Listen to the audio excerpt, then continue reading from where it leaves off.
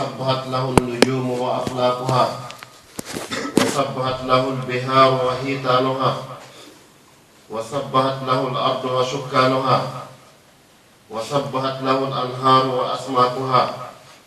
وسبحت له العبيد وأحرارها. وإن من شيء إلا يسبح بحمده لكن لا تفقهون تسبيحهم. وأشهد أن لا إله إلا الله وحده لا شريك له، لا ند له ولا مثيل له، لا سبيح له ولا نظير له. وأشهد أن محمدا عبده ورسوله وصفيه وخليله ومصطفاه وحبيبه، أرسله الله رحمة للعالمين وهجة على الناس أجمعين، فبلغ الرسالة وأدى الأمانة ونصح لهذه الأمة وجاهد في الله حق الجهاد حتى أتاه من ربه اليقين، وتركنا على المهجة البيداء ليلها كنهارها لا يزيغ عنها إلا هالك. اللهم صل عليه في الأولين، وصل عليه في الآخرين، وصل عليه في الملأ الأعلى إلى يوم الدين. أسأل الله سبحانه وتعالى كما جمعنا في بيت من بيوته أن يحشرنا يوم القيامة في زمرته، وأن يجعلنا من أهل طاعته. ثم أيها الإخوة المؤمنون، كما تعلمون جميعا أن الله سبحانه وتعالى خلق الإنسان لأجل شيء مهم وهو العبادة. وقال الله تعالى: وما خلقت الجن والإنس إلا ليعبدون. وهذه العبادة ليست هي فقط العصر الذي تولدنا به، بل يرتبط بها أيضا حسن الأخلاق والمعاملات. وكل هذه الأشياء يتحسن بحسن ضمير الإنسان، بحسن قلبه، وبحسن ما في داخل صدره. فلذلك إن شاء الله أحببت أن أتحدث في هذه الخطبة عن الضمائر والقلوب، إصلاح الضمائر والقلوب، أو القلب السليم كما تريدون إن شاء الله. فالنبي صلى الله عليه وسلم قد ثبت أنه قال: ألا إن في الجسد مضغة إذا صلحت صلح الجسد كله، وإذا فسدت فسد الجسد كله، ألا وهو القلب. ويقول أبو هريرة رضي الله عنه أن القلب ملك الأعداء، القلب ملك والأعضاء جنوده. فإذا صلح الملك يعني القلب صلح الأعضاء، وإذا فسد الملك يعني القلب فسد الأعضاء. وأيها الإخوة المؤمنون، فعلينا جميعا أن نعلم أن هذا القلب هو المنبع للأفعال، وهو الذي ينطلق منه ما يفعله الإنسان. فلذلك النبي صلى الله عليه وسلم قال: يعني هو مضغة إذا صلح الجسد صلح، وإذا فسد الجسد فسد. والنبي صلى الله عليه وسلم يقول في حديث آخر: إن الله لا ينظر إلى صوركم ولا إلى أموالكم ولكن ينظر إلى قلوبكم وأعمالكم. والحديث صحيح. Musidɓe tedduɓe, wawa e weltanade Allah subhanahu wa ta'ala yedden mo fota nonon gollen kadi fotten nde ɗo jumare tawa hiɗen e jaam.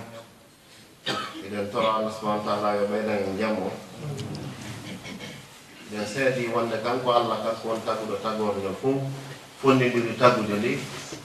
O tagi kadi ɓerde ɗen, o waɗi ɓerde ɗen ko kañum woni patron tere luttuɗe ɗen, kañum laami tere luttuɗe ɗen. ɓe juula ene laaɗo sallllahu alayhi wa sallam ɓen seeɗa wonde o yettini ñalanga o acci en e hoore diina laaɓuka hay gooto accitata kaaɗo diina sina mo allah subahana taala muyani hala kuye ɓen seeɗo wonde kanko allah kanko tuwonireteɗo o mara nanno o mara fotoro ko bajjo seniɗo kanko woni yiltinireɗo fiyatuji ɗin no yiɗiri o ɓaawa ɗum eɗen toro allah no moɓiro en ni ɗum ɗo suudu jeyandu e cuuɗi makko yo moɓiro en ni gaɗa sirate o wattida en e moftere laaɗo sallllahu alayhi wa sallam. Donc si ɗum feƴƴi haray mi yiɗi yewtugol fi hunde wonde important e kaɗo diina e o khutba ɗoɗe woni honɗum fi nder neɗɗo fi ɓernde makko nde e fi miijoji makko ɗo iɗon andi nelaaɗo allah sallllahu alih wa sallam ɓe maaki neɗɗo ino mari teral si ngal teral ɗon moƴƴi haray neɗɗo o fof o moƴƴi si ngal teral ɗon boni haray neɗɗo on o fof o boni nelaaɗo ɓe maakano ko gite ɗe ɓe maakano ko reedudu ɓe maakano ko piiji ɓuyno toon tigi tigi taway ɗi e waweteɗi considérede ɗiɗi ko ɗiɗo mana hino mari mo himmo fota e neɗɗo o kono na allah sallah sallam ɓe maakano ɗiɗi ɗon fof balko honɗum ɓe maakuno ɓe maaki haray ko ɓernde neɗɗo fi on ɗum ko ɓernde nde limada puisque wiɗen ɓernde ɗe fa huwal intila ko ɗon fokkitirta piiji neɗɗo o ko watta ko fof foti hara ko miijo foti kala ko neɗɗo o ko ɓernde nde fokkitirta wano hanki sa walo di ande salla jaɓ janngo mi yata juma a yata halas ɓernde nden laami sa walo di anne a yahay inchallah tawina goɗɗum goyante a yahay ko noon exemple ko ɓernde nden woni fokkitirde piiji ɗin fof kayre laamitere luttudode joni noon ko ɗum waɗi nela allah sallah sallam ɓe maaki haray ande onon jiya ɓen fof allah subahana taala o darata coñci mon ko laba o darata mbaɗiji moɗo ɗum ɗon himmamo kono ko honnum o darata ko ila gulubikum ɓerde moɗon nde wa amalikum e golleji moɗon ɗi ko ɗum ɗo allah dara ɓernde nde e ko nde yamiri yo waɗe waɗa ko hada ho ko ɗum ɗon woni ko allah subahana taala dara donc ko ɗum waɗi haray islam on hino yamiri en yen gueru moƴƴinen ɓerde meɗen ɗen yen gueru moƴƴinen miijoji meɗen ɗi donc haray ɓernde nden noon hino waɗi ɓernde tawayde ko hisunde wiyete ko alqalbu salim e ɓernde honno alqalbul marid ɓernde noon nawnude wona nawnaji siko ko annduɗen kon crise cardiaque siko ɗuma kono ko ɓernde tawnde hinde heewi tew ngaygu wonande yimɓe luttuɓe ɓe hinde heewi tew sikki sakka hinde heewi tew shirk hinde heewi tew fasade hinde heewi tew bone ko nde ɓernde ɗo wiyete nawnude jomra subahana taala wi haray e suratul bakarati wondema fi qulubihim marad fa zadahum llahu marada ɓernde maɓɓe nden ko nawnude e ndaron tafsiruji ɗen wona nawnare waltende nde haɓe laptanma ɗum ɗon laptade mum ko honɗum ko alqur'anul karim wa sunnata rasulillah sallllahu alayhi wa sallam ko ɗum ɗo donc haray ɓernde ibnu adama o si neɗɗo moƴƴi haray neɗɗo o ko fof o moƴƴi si nde boni haray neɗɗo o fof o boni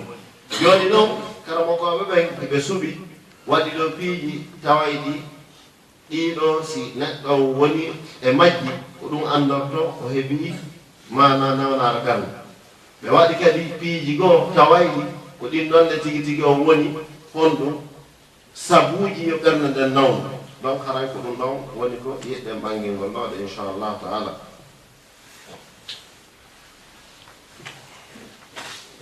وفي هناك أسباب كثيرة لأمراض القلوب وفسادها من أهمها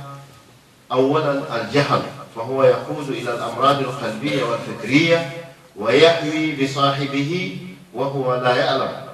ثانيا الفتن وهو تدق القلوب وتؤرد عليها فمن نجا منها فقد فاز ثالثا الشهوات والمآسي رابعا الشبهات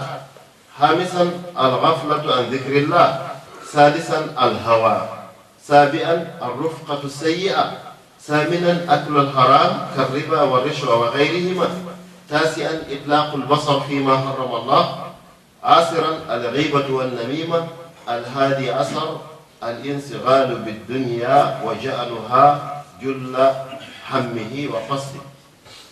فهذه هي ذكر العلماء أن هذه الأشياء هي التي تكون أسباب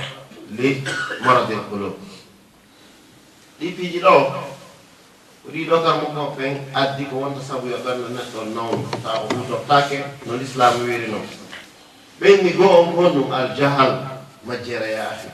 majjera nam si net do no majji waɗay impacté makko battina kadi e ɓe wondi ɓe battina haaka Allah subhanahu wa ta'ala ɗum ande on to haɓe ya akhi neɗɗo no hani andugol islam le minimum ko rewira Allah mo hani andugol ñawoje julde mo hani andugol ñawoje korkay mo hani andugol haqqe hakkude makko e ɓen makko haqqe hakkude makko e fayɓe makko ɓen haqqe hakkude makko e juulirde nden haqqe hakkude makko e deftere nden haqqe hakkude makko hay e mbuuɗi makko ɗi ɗum ɗo neɗɗo no hani andude yaafi ɗum ɗo gasiri wosta a janngay baɗɗa karamo koɓɓe te alhamdulillah hande janngol ngol no weli fi moƴƴa e sen udditiɗo dammugal ka internet ɗo e fiinoto ɗon enen tun karamo koɓe alhamdulillah no waɗi facilitugol hande iɗa wawa no ɗo fiina darto australie donc haray hande goɗɗo mara ka wi'a kañum e mara tan ko ɗum haɗi janga ɗo ha janngol ka wonɗa o alhamdulillah eɓe arrestirani en hande kasetiji ɗo ma ɗum koye clé usb koye tawata qur'ana o fof no fira toon riyadu salihin e deftere wolaɗe fi jikkuji moƴƴi fof no fira toon aya ɓen jangga forisa hoorema waɗana hoorema peeji ɗen tigi tigi o si tawi a marata yawgol ka bayanaji wa illa iɗa wawi kadi argol ka darsuji ɗi watte toon kono ta goɗɗo jaɓo hande wondugol e majjere ha tawa hay haqqeji hakkude makko e hoore makko anda hadi muskila ɗum adday mana nawnare ɓerde nde summa sani an hon ɗum alfitan probléme ji ɗin alfitan problème ko ma julɓe ɓen fof c'est la fitna jom Allah subhanahu wa ta'ala wi wattaqu fitna la tusibanna allazina zalamu minkum khassa ittaqu alfitna alfitna la yusibu az-zalimu faqat fahasb walakin yatawassa wa yadkhulu fihi man kana la yadkhul fitna koko évitete sifa fitnaji iɗen nana ɗo hino fuɗɗi iɗen toro Allah subhanahu wa ta'ala yo ittan en fami iɗen toro mawɓe meɗen ɓen inchallah amiraɓe ɗo Allah no seedi yoɓe yiidu kamɓe mawɓe ɓen fof ɓe wona konngol goto ɓe wona kalima goto no ɓe wirayno non ceernoɓe ɓen fof yo wona konngol goto kalima goto hande mi sikki alhamdulillah belɗe oɗe en andaka karamokoɓe seedi karamokoɓe fof no waɗni hunde wotere ittihad no jogondir fiwata fitna walla haray a même chose eɗen inna enen kadi mawɓe ɓe fof eɗen toriɓe lillahi wa rasule ɓe waɗu ittihad ɓe jogodira ɓe wona e kalima goto ɗum noon en aray joni andigol ko honno ɗum wata machine sina ɗum yani si woni mbaɓɓano sayɗede yaha heɓata ɗi tampinir partout eɗen andi ko honno jogoraɗe sen jogori enen kadi wanmen goto fewde laamu tawata yoɓetake so mara to infra laamu tawata fotatake ɗo ɓenna hino jullere landon ɗo laamu tawata hay hunde sina tun sa laamike a nundi Allah okkete baraji fulɓe ɓe laamiɗaɓe kono ko hina ɗum ɗo kon hay hunde ko on ɗum ngol laamu addirta fitna ha wiye joni enen ɗo e senda muskila tawi noon enen fof si qur'ana gaynama janngede en jangga e hatmul qur'an ka hatumu awa andi iɗen janngude piije en ala watta ndeyla en fof ɓe darto en allahumma khzur man khazala al muslimin Allah perdi bonnu haaju kala bonnuɗo haaju julɓe ɓe joni noon ɗo a mawɗo moko ba tawa hiɗa mari geɗal ɓe hiɗa mari peyngureji hiɗa mari piiji fof a darike a ammini ma a du'ike yo Allah subhanahu wa ta'ala bonnu kala bonnuɗo haaju julɓe ɓen an noon darɗa laawiɗa julɓe ɓen ka fottata ɓe mi tawaka par ce que ɓe seeɗ pecce ɗiɗi muskila wallahi simo kala jippini ɓernde mum nden jogi ke annuye fiya fotte te joni puisque na fof bonnata ko ɗiɗo tato si ɓen ɗon jogama ɓeyetama gonga o moƴƴeki tan kono say kadi fof no huuli naafiki hino ɗuuɗi o acce hakke haɗa wawata marsude ma tawi kadi goto wonanteɗo gonga jaɓata ko muskila ɗum ɗon fof ko fitna addata donc ɗi fitnaji noon kadi ɗuuɗi o ko honɗum koɗi yiltitanto ko ɓernde nden maradul qulub hala mo kala men susta yiwde o e limasa tawa a ñamanala mi ñamanama e yatta kan hirtude e yatta kan ma hirtude on faami en fottataano gas haray ka katwa tawa jonde monondirade pour yenne fi nani ma fi fitnatu muskila wallahi yillitoɗen mi hoore meɗen wattane yila o ko wonde yittingol ɗo dewe e juulugol e kufunaji moƴƴi e coñci labaɗi ɗum fof si ɓerde nde nder o moƴƴa ko zéro ko nil e non nabi wallahi ko zéro sa faala hara coñci ma no ɓuri coñci cheikh soudais labben arakka makka tigi ɗi sooda tawi ɓerde nde nder ton ko anniyeji bonɗi tun anniye mana fintori wonta muskila hara julɗo wallahi hana wowde noon ko a won noon wonno wowlowo goonga wona dartiɗo fi goonga kono noon haray ko ma on tigi wattana yila fi honno ko ɓurata noon addude ɗi piiji ko ɓuri hewde ko ɓerde nden fokkiti maygol puisque si ɓerde goɗɗo maayi ko honɗum addata ida mata qalbu l insan yanqati shu'uruhu ma Allah subhanahu wa ta'ala summa yanfasil ittisaluhu billah fa iza hatala dhalika madha yakun hadha al insan yakunu la yakhafu Allah wa hadha al insan yakunu ala talabi maladhati dunya faqat ونعيمها وينسى نعيم الآخرة وينسى عذاب القبر وما يترتب إلى ذلك si fitna ɗuuɗi yimɓe ɓen fof pompidiri mo kala pompiyoya fof seedini fitna on ko honɗum woni e sakkitorde wallahi ko ɓerɗe ɗe woni mayde si ɓerɗe ɗon maayi gononi conséquence mum o wonti yejjita e nede mi maaye par ce que o rabbil kaaba si hiɗami nde a maaye e juulaɗo joni fore on ɗon ko wuno ko ɗum o nattorto inchallah enen kat ɗon kala ko huwi kon nattorto kala ko wonɗa fi goɗɗo a nattora kala ko waɗɗa fi goɗɗo a nattora joni noon a wuurayɗo ɗo duuɓi ma fof si contama ɗo wiyen hara heɓi duuɓi ha ko 100 a heɓi 50 yaade ko 50 ɗuttanma e nder on 50 ɗon haray ko 20 ans wuurata tawa hiɗa gollidede ɗa huuta ko lutti kon haray ko a donga e sa naɓaka maison ndere ko wara hande kadi fuy a gayni kay joni noon oɗo tawno rundi fitna hino wadde masibo hino wadde fi watta julɓe ɓen foti muskila donc haray ko won tigi watta yiila e ɗin ɗon piiji fitna o bone mum o huuɓitay yimɓe ɓen fof haray ko watta yiila e ɗum nonde summa honɗum kadi a shahawatu wal maasi nawnaɗo ɓernene kadi ne jeeya ko addata ɗum yiɗugol mbeleɗe wonki an aykutata qouran aykutata hadis aykutata ko wajete kon an ko nangi ka ɓerne ma kon ɗum ɗon wonɗa yaa ɗum kala fewndiɗo ɗon yo watta yiila summa honɗum alghaflatu an dhicrillah wedditagol kadi jantagol Allah si goɗɗo kadi woni o jantata ko inde Allah kanko o weli e foti mahara ko gallito mo heɗoto ɗum wara e ɓernde kañum kadi summa honɗum alhawa mbeleere wonki ki hawa e shahawat no seedi sahawa ko plaisir ji ɗi tawata wonki ki hino jokkita tun ɗaɓɓitadi on faami donc amma no ko wiyete kon alhawa koko tawata kon wonkiki naturellement ɗum ɗo wonkiji ɗi fof hino yiɗi ɗum noddi seeɗa shahwa ko hunde tawayde ko neɗɗo on tigi woni provoquede fi yo jokkunde hawa ko hunde tawayde yimɓe ɓe fof no yiɗi ɗiɗon noon Allah subhanahu wa ta'ala no baari ha ɗi wiita yimɓe ɓen jokku mbeleɗe wona han nafsu anil hawa yon tigi selu mbeleɗe hakaza summa honɗum arrufgatu sayyi'a wondugol e yimɓe bomɓe ɓe hakkunde meɗen sen andi goɗɗo no boni wallahi ɗen duwamo selde lakin avant en selde mo taw koye waajomo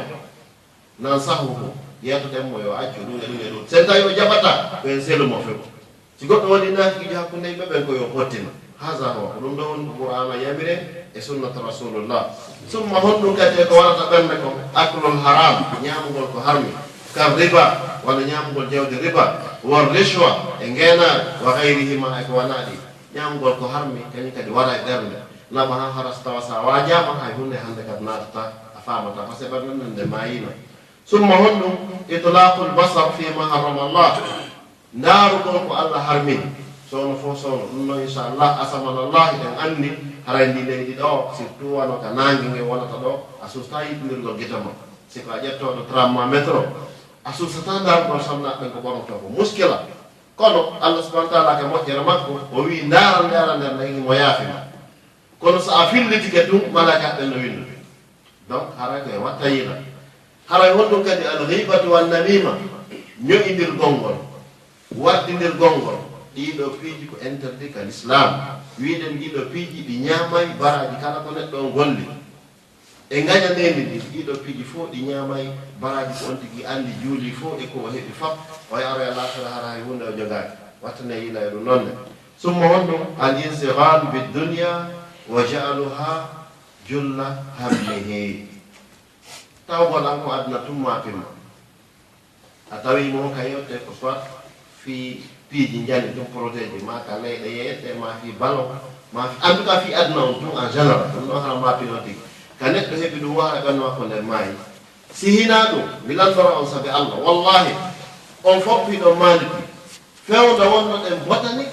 hari fulɓe on enen ɗo feccitata men arani belgique hari heewete ɗon ha jiɓe ko honto place wona seeɗa e ɓerɗe buy maayi arɗo e samedi kala han juulede nden heewiri tawane ceernoɓe ɓe ɓeydu janngude bayanaji ɗin ɓeydu fotude qur'an on ɓeydu marde baraji hay hunde ko wiyete mum ala wona fottawoɓe jo ɓenɗene oustad haɓe janggete noon qur'an on nooga ene ɗum fermino ne ya ahi fermade bannoma nden maayi anga heɓi probléme muskila donc haray ko wattanmo illa e sifa ɗum no jeeya e ma ndeji ko neɗɗo andirta wonde ɓernde makko nden maayi kanko e allah ɓe haɓi in tabi si tawi neɗɗo hari ka moƴƴere watte o ka premier ka juulugol ko saffol yeeso subaka a mankata iɗa wonde julɓeɓe bimɓe kiikiiɗe naɓi ha andiga tawi a retirike iɗa heɓude toon ide ko wiya oustas kare ka ɓe fof moƴƴa ɓe ko haaju mum jokki ɓe ɓe privatise nde juɗode joni enen mbiyomi seluɓe tigi tigi o e waɗɗa heɓgo ɗin ide jo a heɓi premier toɓɓere maygol gar cheytane wonɓe arandema kono anda mo ñentade o nangete joni ko noon noon ɗon ñande go tun araya waɗe ga ko hawranama wiya non termine ɓe omi tippitataɗo hande kadi muskila a heɓi probléme puisque sa seedi e julɓe ɓen ko probléme molana ɗon nela allah sa sallam no kambani almufarriqu lil jamaa aw almufariqu lil jamaa accituɗo jama o o heɓi probléme molana ko wuli wo ko wuli hakkude julɓeɓen koya wonu nder ɗon usta nder ɗon si wawa ɓottingol ɗum ɗo ma wiya négocie yo ɓuttu mo ala nder ga o yaahi on ɗon ala hay hunde ko besonde nder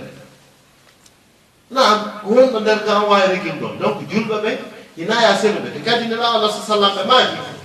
julɗo wonɗo hakkude julɓe ɓe tawa hino muññi bone ko ɓe waɗatamo ko on no moƴƴi laabi temedere ɓuuri julɗo wiɗo min kasara monoy ɗo naam hino moƴƴi ɓuuri wonɗon kasara mi jonna exemple no sembe juulgol ɗo fure nela allah sa sallam ɓe maaki si goɗɗo woni ha fure on juulama ha on surrama enen ɗo en tawatake surrugol ɓay ko nokkugol kono ɗe wonde anne yani iɗen mari mo kala qirat ko wiyete qirat ko aljabalul azim ɗen mari baraji fota e ɗi e fello molanama joni no ati mi yetoma ɗo wiɗo ha Bruxelles ɗo moɗo fulɓe no duuɗi o ñoña min mi hoɗo hi Louvain est ce que wa ɓayɗi baraji perden la ɓayɓataɗi puisque déjà woɓɓe kadi darata hay Louvain ɗon naka centre waɗata koye jawngol kadi ɓurko woɗɗude ta julirde ala muskila tawi noon ko wurɗo ko maayo o donc fala budda al muslim yahtaju ila zakat al muslim la budda lahu an yakuna ma al muslimin fa inda dhalika yahsulu lahu min athawab wal ajr al azim ولكن أنت عندما تترك الناس وتترك المسلمين وتذهب وتسكن في بعيد مخافة الفتن وتقول على أن هؤلاء ضروني أو فعلوا بكذا مشكلة كن مع الجماعة النبي صلى الله عليه وسلم بصر الذي كان مع الجماعة له ثواب عظيم الذي كان مع الجماعة وصبر على ضررهم وما يفسدون له فهو له ثواب عظيم لا يعلمها إلا الله ولكن فلا بد الإنسان بأن يربي نفسه كما قلنا وأن يحسن داخل صدره وأن يحسن قلبه donc haray ɓernde nden konde très important ɗi piiji ko sifiden ɗa fof fokkitande nden kaka ɓernde donc faami si neɗɗo on heɓi miijo moƴƴo haray tigi tigi on moƴƴi si tawi ɗon o heɓani miijo moƴƴo wallahi haray boni awa inchallah haray iɗe wiya goɗɗo fof ɓe ɓeydi hinditagol nder mum ɓernde noon naati ɗi mo woni miijoji noon no ara ɗiɗi miijo arano ngo ko honɗum ko immorde e ma miijo si ngo woni moƴƴo ko min allah si ngo woni tun bongo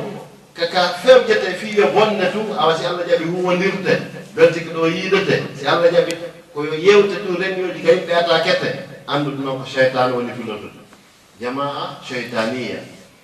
haray ko cheytane woni pilotude haray ɗon yo neɗɗo o watta yiila ko ɗum si Allah wona han nafsanil hawa Allah haadi wonki beleɗe makki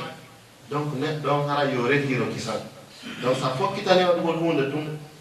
masalan innen a fokkitɗo waɗugol goɗɗo ziyara neɓende a yandiɗa andi on moƴƴa gantinɗo hay walama e hiwrade moƴƴa gon yiyata hiwra gonɗo andu seytane naati e ma sina ɗum neta sa sallam maki silmal hataaka jokkotajiɗoma yaade naam jokkotajiɗoma ko ɗum ɗo woni ko l'islam o yamiri ko so on tigi no taƴima a jokkike kanko tigi o tawa joni o hirsima kono so wi waɗen bras de fer o kala banginor sengo muskila haray probléme jiɗi résultat ko il faut ko wonɗen julɓe ko wonɗen fulɓe wonɗen jomiraɓe puutoji e jomiraɓe kaftane il faut ɗum kadi wona e men wona ka golleji men wona algol ɗum ka juuɗat ma jogoɗen jikkuji ɗin jogoɗen wonkiji ɗin ɓerɗe ɗen joguite fiyoɗe waɗa ko moƴƴi ɗe obligé ko ɗum wasinela Allah sallam ɓe makano e hadis mo karmakoɓe goo wi sella kono himo hutore saabu mana janano e mum yeyeteno jihad si artama jihad ɗe andi ko heferɓe e julɓe woni soppindirogol waridira nela Allah sallam ɓe maka mo joni noon hayya ilal jihadil akbar joni noon may waɗen jihadi mawdi ndi ɓe wi nelaɗo yeyto guerre waɗama ko wonkiji buy maayi en arti no wodi kadi jihadi ɓuri nin nelaɗo maki naam jihadul nafs combatugol wonkike fi yoki accu mbeleɗe yoki accu bonki yoki accu interview miijite hara ko kala men ko miijino o Allah uddita hara yano reeni harano ko honno wa harayno ko honno wuuri har ko miijiɗa o miijiɗa fiyan ko hara Allah udda e miiƴa ɗondirat harano ko honto fewde subhanallah aqulu qawli hadha wa astaghfirullah al-azim wa li wa lakum wa li sa'iril muslimin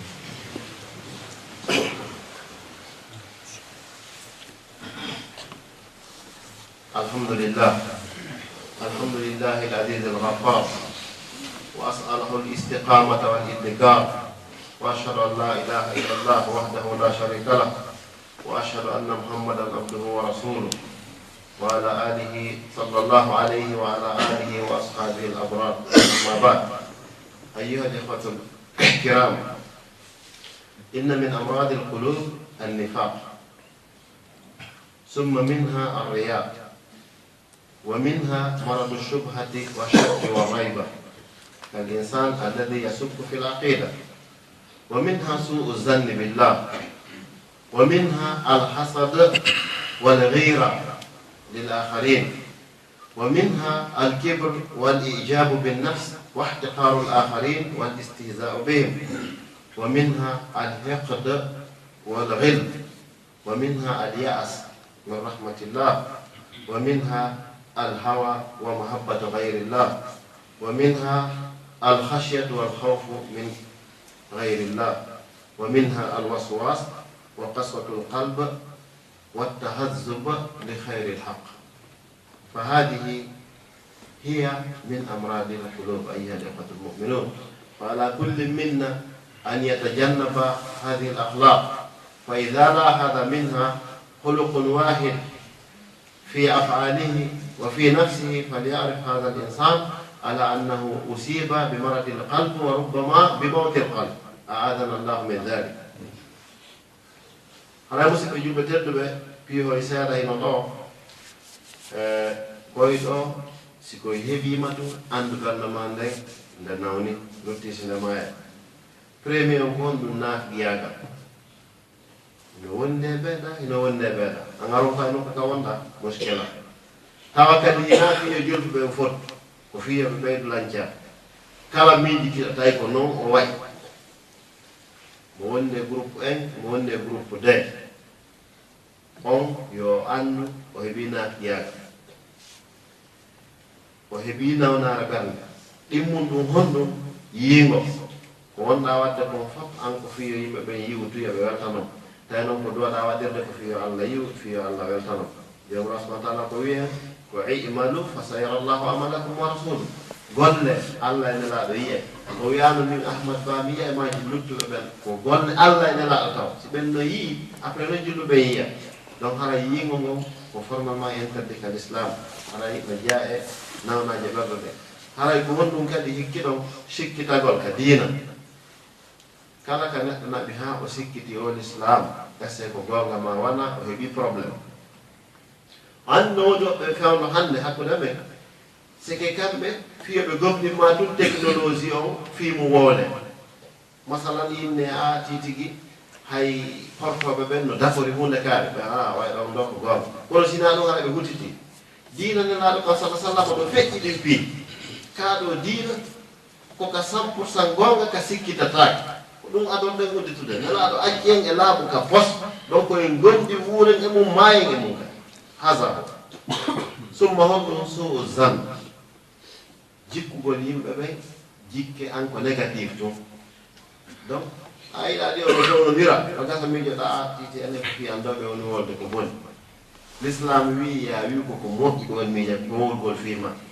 ha yoya noon kono ka sikkito few sikkito kono ha ko moƴƴi nam hada summa hon ɗum alhasad wal ghira gañanandi e jalousie ya akhi allah subahana taala o wi yahlugu ma yasa wa yahta kanko allah imo taga ko faala o suɓa yu'til hikmata man yasha himo jotna kadi faamu e gandal mo faala o yarzugu man yasha himo arsika on mo faala joni noon si allah arsiki oɗa accira on ɗum mi wonanta jaloux ko haani mi du'ano mo yo allah ɓeydan mo mi torno min kadi hoore am fi hon noon si mi du'anike mo allah wurta e malaikaji min kadi ko du'anola te du'a malaika jaaboto ko gasa hawnaki dan quelque tan min kadi mo wona marɓe jawde summa hon ɗum alkibre mawnintinaɗo hoolagol hoore mum kañum lumbi on faami yawito luttuɓe ɓen ma jalnoraɓe minen ko minen ko saffol yeeso minen ñentinte ko minen woni wolde fi dina kam beltike ɗo donc yo allah wallo hara ono wonɓe wolde fi kan dina taala watte ko allah nelaɗo wi ko sina ɗum hara no hulɓini ta ɗum tournoye si kono noon boni si tournama wonnoɓe yeeso ɓen fof ko ɓawa wonde allah tan ɓen summa hon ɗum alhigde walla hel konnaɓe ko wiyete kon heen vers julɓe ɓen ɗum ko interdit ka l'islam sahabatu rasulillah moƴƴuɓe wondunoɓe nelaɗo ɓen ɓe du'i ɓewi rabbana la tajal fi qulubina ghillan lilladina amanu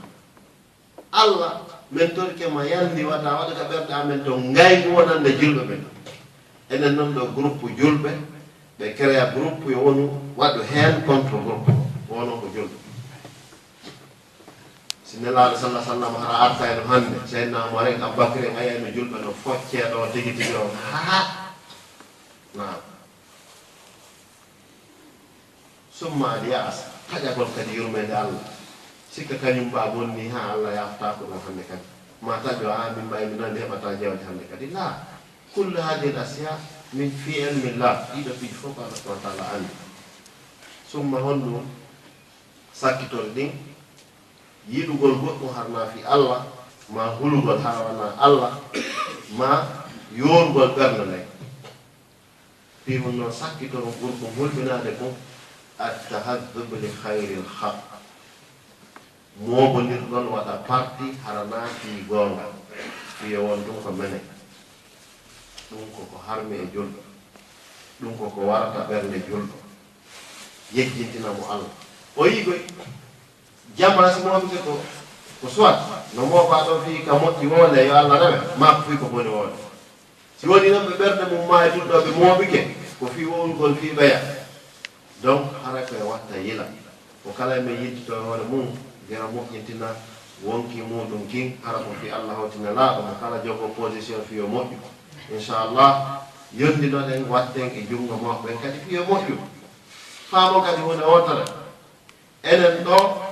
hiɗen ɗo beltike ɗo e wii hiɗen yaakidore alaji mamadou sansi ba e onan e mo yo allah subahana taala ɓeydu jogoɓe waɗanaɓe junngo peewa kono ko ma ɗum wona si ɓen wonani ko goɗɗo ko kadi wonata donc haray noon ɓen ɗon kadi koɓe waɗu nunɗal kala ko naɓa haka maɓɓe ɓe waɗira lillahi wa rasul ɓe dowaka bammal ngol hay e goto enen kadi noon hay goto duwata sortagol ɗo wiya tigi tigi o min on ɓeɓami weldami sortike ton maɗa ma non sa sortike e ley julɓe ɓe nela Allah sallallahu maaki kala añuɗo e yeesojo julɓe ɓen goɗɗum yo muñu wa illa mata miita tan jahiliya sina ɗum sa maayi andu koye majjiyanko mayde ɗon ko goɗɗo donc haɗa lanka on ko ma respecte so tawi ɗon o feewa maayi mo bonni koye won kadi moɓondirta e tam donc si enen fof e wiya hikkini goɗɗo yeeso ko ma yittere mbawa ha ƴen ko bonni ɗum o sano ittere summa ko hadis mom sakkitortan in dabi on fof heɗite nela Allah sallallahu alaihi wasallam ɓe maaki man daa ila asabiya mata mitatan jahiliya hay kala e mo nodduɗo parti noddi groupe aji menen ɗo ko pita e laaɓe wontiri ɗo hara na fiituno geɓe hettora de attention mi ɓangina siko fiituno geɓo e hettora aɗa na fof Allah laamu kal islam ɗi pita naɓa ɗum ɗo ma ko non ko ɗo ɗi jooɗori kono fii ɗum ɓurondiro fii yo heen waɗu fii yo probléme waɗu a faami anana woɓɓe darno piiji ɗin ɗo fof ko pita jogi muskila hay so tawi piiji ɗin ɗo fof pita no jogi a na ɗum waɗa yo pita fof fottu awa e hunde wonta non ton opposé ko wano noon kadi dalaba ko wano noon mamum ko wano noon ɗuma ko nafata en fof ko sen fof en jogodiri ko hunde watata awa nela sa sallam ɓe maki man daa ila asabiya kala nodduɗo e leƴƴi mata mitatan jahiliya wa fi riwayatin ukhra mata ala gayri din so maayi yo anndo maayi naka l'islam o maayi kanko noon anndi oto maayi wallahi ndaaro e hadis o hadis selluɗo kala nodduɗo e leƴƴi e parti yo anndi on ɗon o maayi e hoore hina l'islam o maayi donc o wacce hakke ara yi yewtireji ɗin si wayi ni ɗi tuusa e woɓɓe ko wonɗo fi naafiyagal so goɗɗo no jogii naafiyagal si wolama tuusay mo ko wano noon kadi e wooliɗo seke si woɓɓe kadi tawino waɗi hara joni par exemple hanki reni o fi contre woɓɓe ɓen noon kadi tuusay mo ɓe sikka joni hara min langandi mi anda ko wonnen ɗo ko fof ko qala llahu e qala rasul Allah subhanahu wa taala daali nanaɗo maaki hara kadi mi fandaki e ɗum sina fiyo moƴƴu e lansugol message fewtina maɓɓe o fof eɓe yiido e tabal gotal ɓe moƴƴina hunde wotere ɓe yeeto e résultat o ɓe wona konngol gooto hara ko ɗum ɗo faala ɗen no ɓe wirno noon ceernoɓe ɓe yo waɗɗum ceernoɓe ɓe waɗɗum kamɓe kadi e ruttitaniɓe kamɓe maɓɓe yoɓe waɗɗum aqulu qawli hadha wa astaghfirullah alazim li wa lakum wa li sa'iril muslimin fastaghfiruhu innahu huwal ghafurur rahim اللهم انا نسالك من كل خير سالك به نبيك محمد صلى الله عليه وسلم وعبادك الصالحون ونعوذ بك من كل شر استعاذك منه نبيك محمد صلى الله عليه وسلم وعبادك الصالحون ربنا اتنا في الدنيا حسنه وفي الاخره حسنه وقنا عذاب النار اللهم الف بين قلوبنا واهدنا سبل السلام اللهم اجمعنا على الحق والرضا اللهم اجمعنا على الحق برحمتك يا ارحم الراحمين يا رب العالمين اللهم خذ بنواسينا الى البر والتقوى يا ارحم الراحمين يا رب العالمين انك على كل شيء قدير وبالاجابه جدير وصل اللهم وسلم وبارك على سيدنا محمد وعلى اله واصحابه ومن تبعهم بإحسان الى يوم الدين